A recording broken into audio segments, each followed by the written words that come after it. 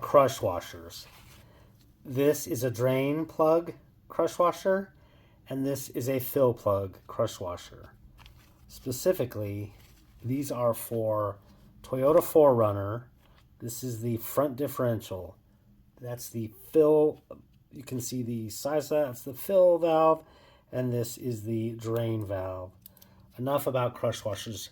These exist, as far as I understand, principally to not only make a seal around so that the thing that's basically being tightened in there doesn't leak. It kind of crush into place, but it's really to prevent from over tightening your the torque on these in case you don't happen to use a torque wrench.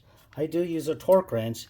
These are supposed to be at 29 foot-pounds, and let me just show you what happens. So no real big problems on the drain fill side, but let's take a look at this. This is the this is the drain plug. You can see the threading on this thing. This is absolutely insane what I had to do. And this is just a public service announcement, not a full review, but a public service announcement on one more reason why you probably should not use Grease Monkey or places that are rushing to get you in and out. This is nothing against Grease Monkey as a corporation, just my individual experience. I did many years ago before I knew how to maintenance my own 4Runner. I took it into places like that, and this was in fact done by them, oh gosh, probably about 6 years ago-ish. Now, the current year is 2024.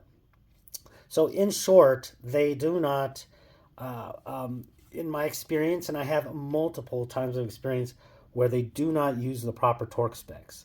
These are supposed to be torqued to 29 foot-pounds.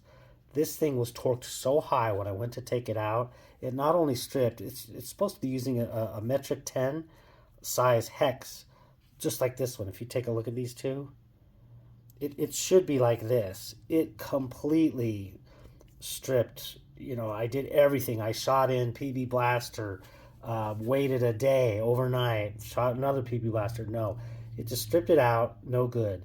So the nearest size one was this is basically a remover.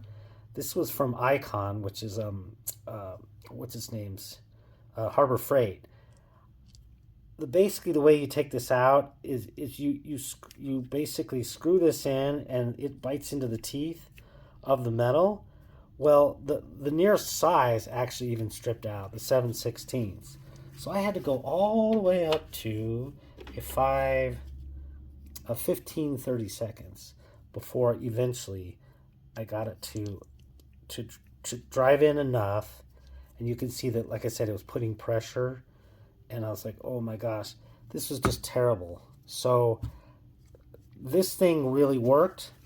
Grease Monkey did not. My gut feel is it exceeded a torque wrench's. I mean, this was literally in excess of 100 pounds of pressure, and it should have been 29.